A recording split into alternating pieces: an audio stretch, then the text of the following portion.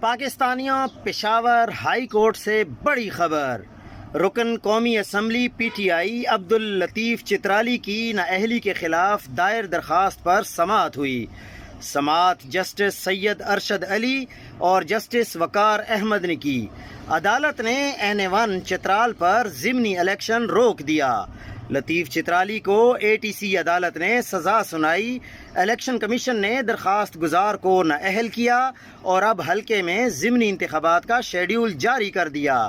درخواست گزار نے گرفتاری دے دی ہے۔ ان کی سزا کے خلاف اپیل ابھی اسلام آباد ہائی کورٹ میں زیر سماعت ہے۔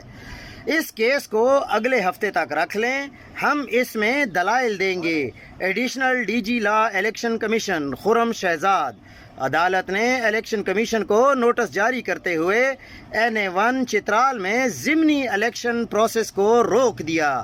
یہ ہے PTI کی بڑی کامیابی۔